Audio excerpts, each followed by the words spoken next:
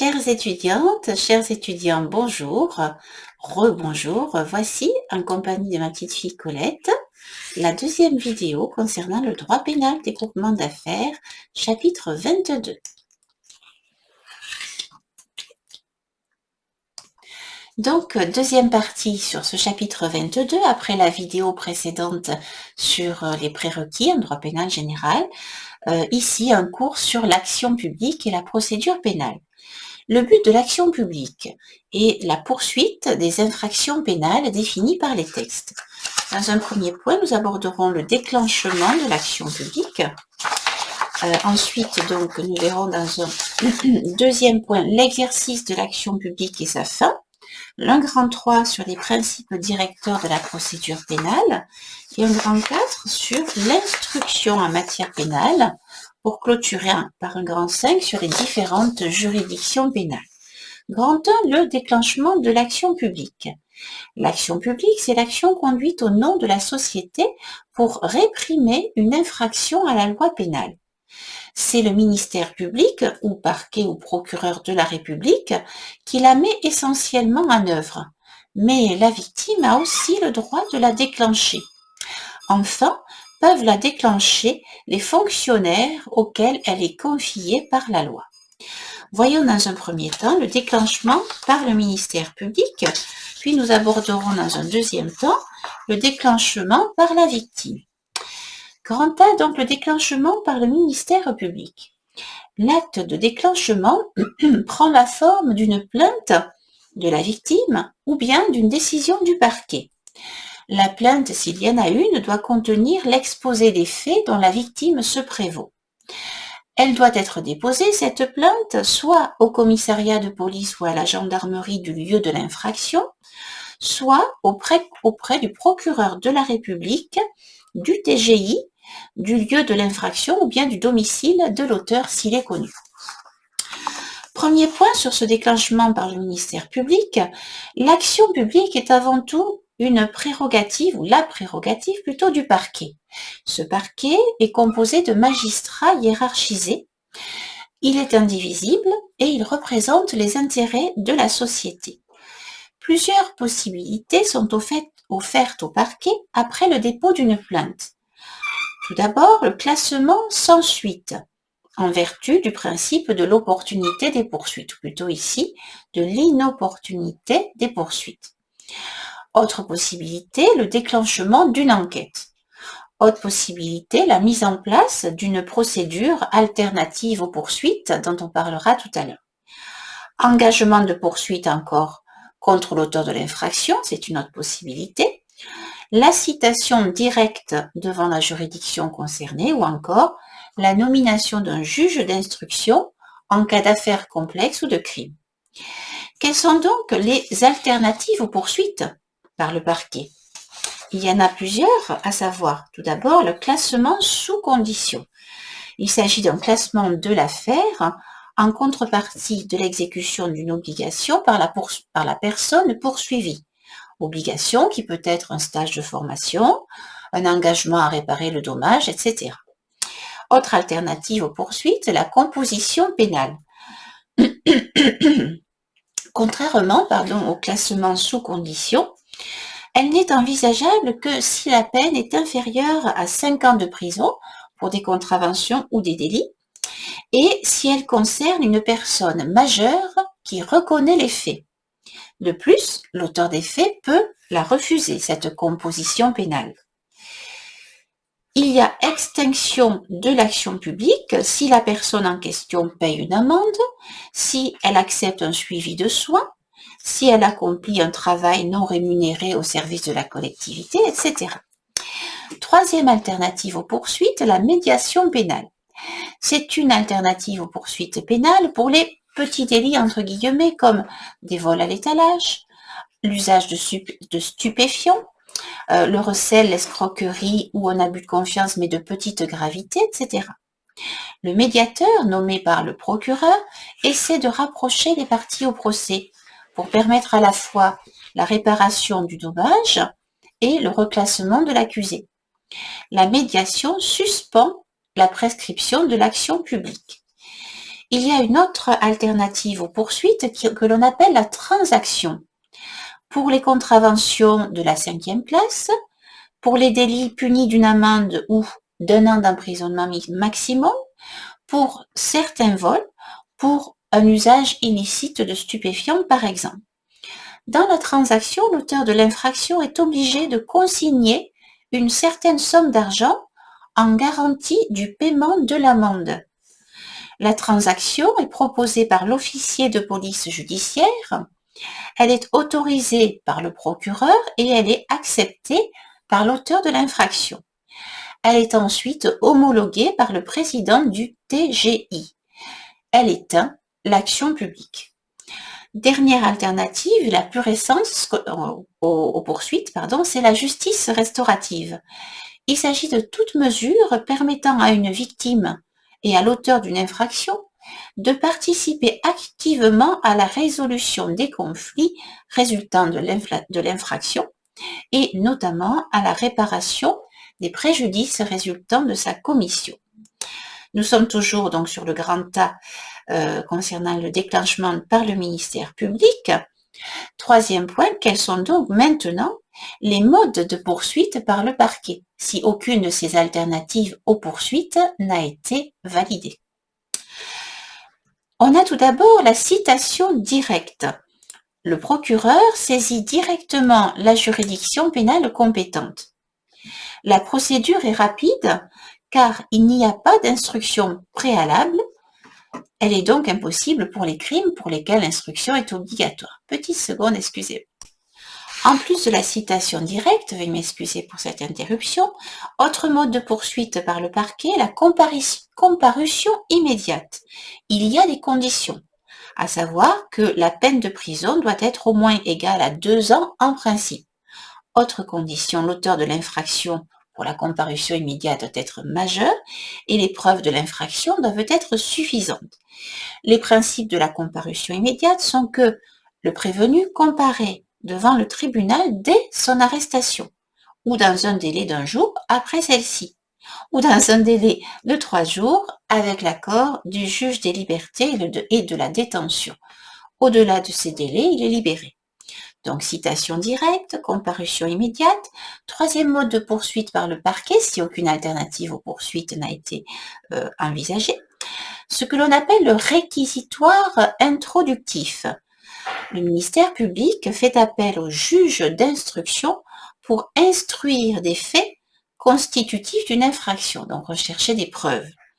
L'instruction, comme on le disait tout à l'heure, est obligatoire pour les crimes et est facultative pour les délits. Quatrième et dernier mode de poursuite par le parquet, la reconnaissance préalable de culpabilité. C'est le principe du plaider coupable. Cette poursuite ne s'applique que si la peine est inférieure ou égale à 5 ans de prison ou si c'est une amende. L'auteur présumé des faits reconnaît sa responsabilité. Le procureur de la République propose une peine sans procès préalable. Si l'auteur des faits accepte la proposition de sanction, le président du TGI homologue cette peine. Sinon, le procureur renvoie l'affaire devant le tribunal répressif ou le juge d'instruction. Les peines sont allégées. Elles sont inférieures ou égales à 50%, la moitié, des peines encourues. Elles sont de 1 an maximum pour la prison, sans excéder, là aussi, la moitié de la peine encourue, peine d'emprisonnement. Mais on reproche à cette reconnaissance préalable de culpabilité la double casquette du procureur, à savoir la poursuite et le jugement. Voilà donc ce qu'il fallait savoir sur le déclenchement de l'action publique par le ministère public, le grand A.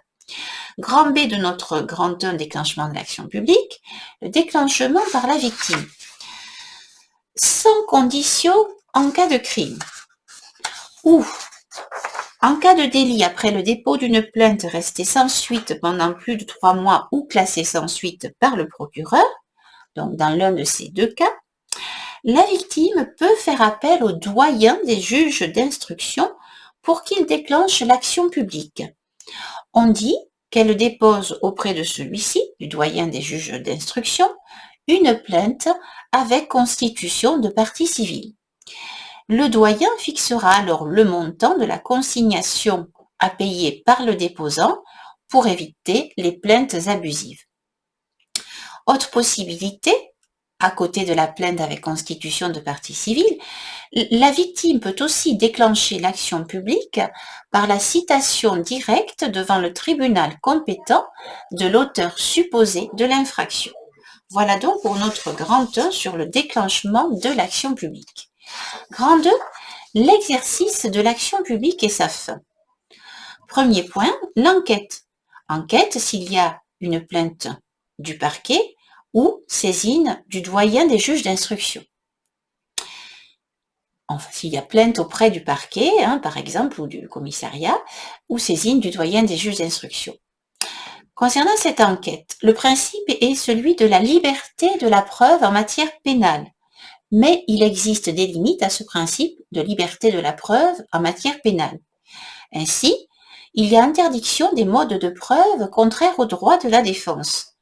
Exemple, la saisie des correspondances entre le prévenu et son avocat n'est pas possible, sauf exception. Autre limite à la liberté de la preuve au pénal, il y a interdiction des modes de preuve contraires à la dignité humaine, la torture, l'utilisation de produits chimiques nocifs, la violence. Et dernière limite, interdiction des modes de preuve déloyaux, par exemple un piège qui serait tendu à l'accusé pour l'inciter à commettre l'infraction. Voilà pour concernant l'enquête dans le cadre de l'exercice de l'action publique et les aménagements de la liberté de la preuve en matière pénale. Quand est-ce que l'action publique prend fin?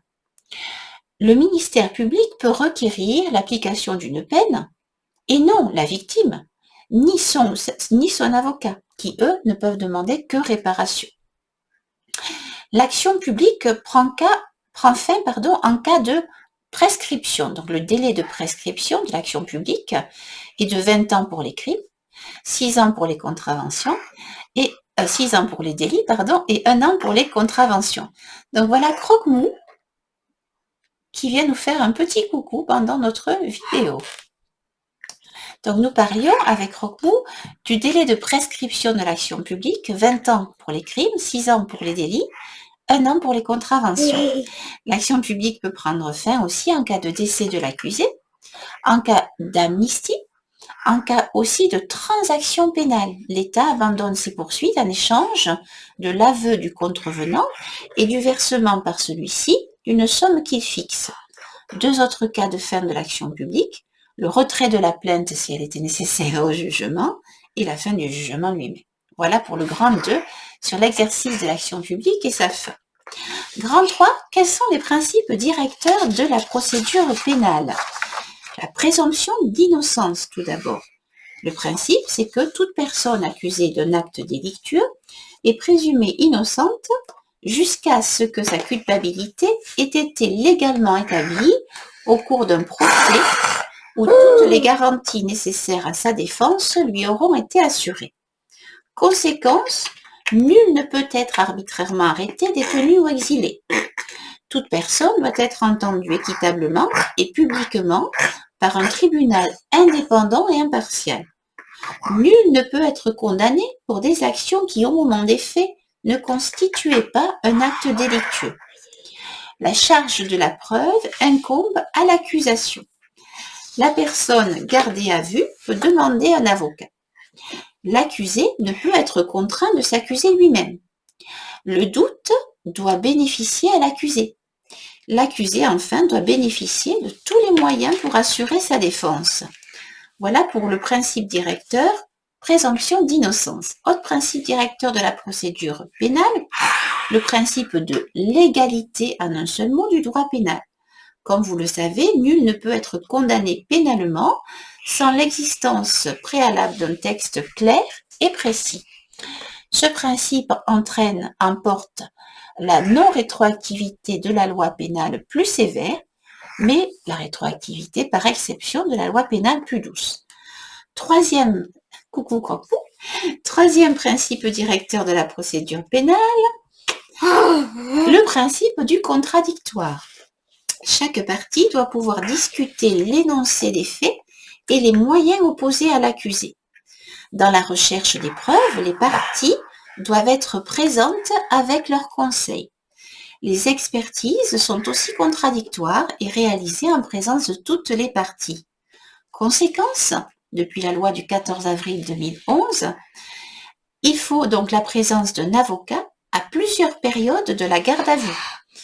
L'enregistrement audiovisuel des interrogatoires en matière criminelle, ainsi que des auditions de mineurs victimes d'infractions à caractère sexuel, la confrontation séparée entre la personne mise en examen et les témoins, etc. Donc les trois principes directeurs de la procédure pénale étaient la présomption d'innocence, le principe de l'égalité en droit pénal et le principe du contradictoire. Grand 4, l'instruction en matière pénale. Donc voilà Colette et Croque-Mou qui animent notre vidéo du jour. Qu'en est-il de l'instruction, premier point, et ensuite du juge des libertés et de la détention, ce qu'on appelle la détention provisoire. L'instruction tout d'abord. Les fonctions du juge d'instruction. L'instruction, c'est une procédure par laquelle un juge du siège rassemble les preuves sur la commission d'une infraction et décide du renvoi ou non devant la juridiction de jugement des personnes contre lesquelles il existe des charges suffisantes. Le juge d'instruction est nommé à la demande du parquet ou par le doyen des juges d'instruction en cas de plainte avec constitution de partie civile de la part de la victime. Le juge instruit, attention, à charge et à décharge. Le juge instruit à charge et à décharge. C'est-à-dire donc tant avec des éléments d'accusation que des éléments qui tendraient à atténuer ou à limiter, annuler même cette accusation. Le juge d'instruction, pour mener sa mission, a plusieurs pouvoirs. Il a des pouvoirs d'enquête et d'investigation. Il peut ainsi procéder à des expertises, à des commissions rogatoires. Alors la commission rogatoire, c'est un acte de délégation pris par le juge d'instruction demandant qu'un complément d'information soit recherché par une autre juridiction, un autre magistrat ou la police judiciaire. Donc voilà, notre cours de pénal aujourd'hui est un petit peu particulier. Donc ce juge d'instruction a des pouvoirs d'enquête et d'investigation, il peut expertiser, faire des commissions rogatoires, disions-nous, il peut procéder à des interrogatoires, des auditions, des confrontations, des reconstitutions, etc.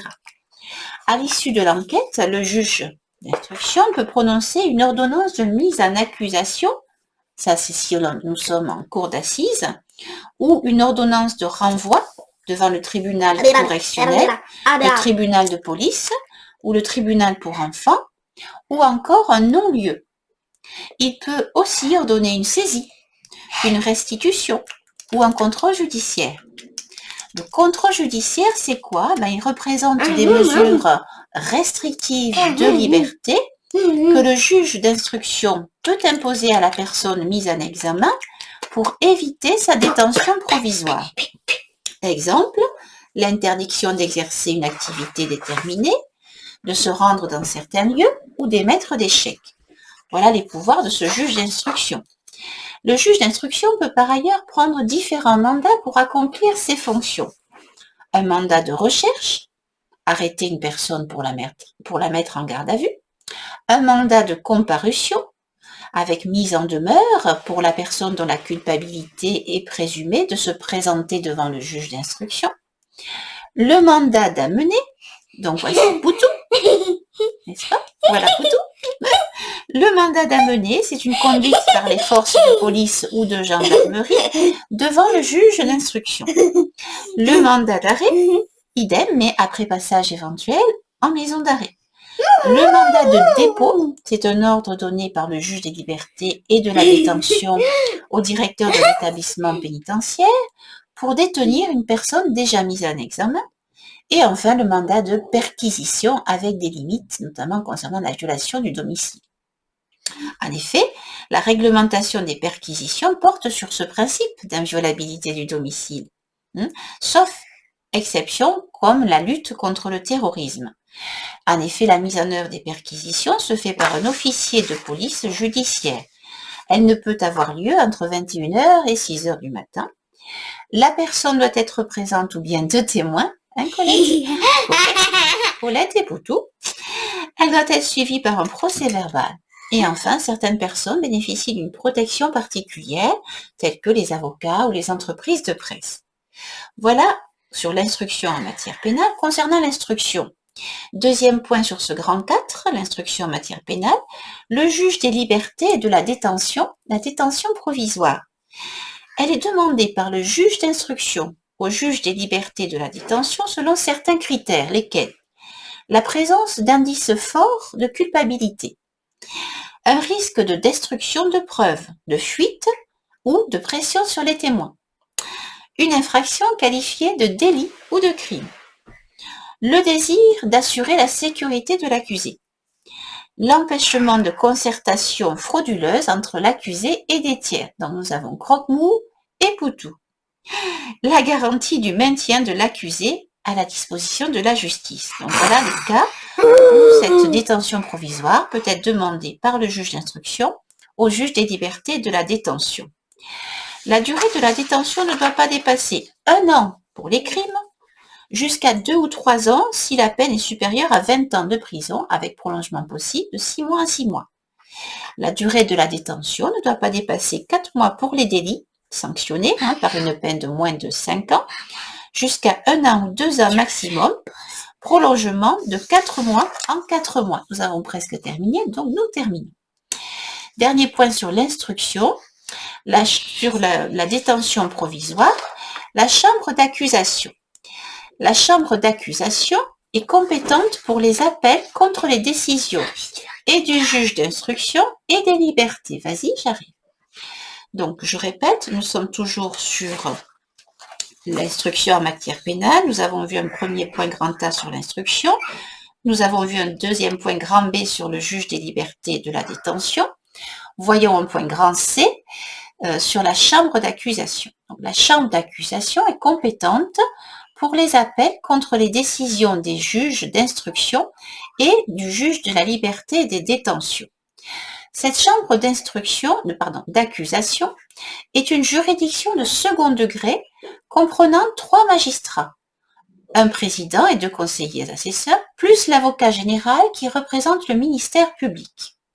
De plus, la Cour européenne des droits de l'homme est compétente lorsqu'une personne physique ou une personne morale fait une requête contre un État membre du Conseil de l'Europe qui ne respecte pas les droits et libertés reconnus par la Convention européenne des droits de l'homme. Voilà ce qu'il fallait savoir sur l'instruction en matière pénale grand 4. Grand 5, dernier point, les différentes juridictions pénales. Les tribunaux ont une compétence d'attribution qui sera fonction de la qualification des faits. Les juridictions sont les suivantes. Le tribunal de police est compétent pour les contraventions. Il est une émanation du tribunal d'instance. Le tribunal correctionnel est compétent pour les délits commis par les majeurs. Il est une émanation du tribunal de grande instance. Il statue souvent à juge unique si la peine est inférieure à 5 ans de prison. Les peines au correctionnel sont des peines de prison jusqu'à 10 ans sauf récidive, des amendes, des peines complémentaires ou de substitution comme les travaux d'intérêt général. Enfin, la cour d'assises juge des crimes et des infractions connexes à une infraction criminelle. Elle est composée de 3 magistrats professionnels, plus un jury de 6 personnes tirées au sort, 9 en appel. L'accusation est soutenue par l'avocat général et elle siège au chef-lieu du département par session. Je vous remercie.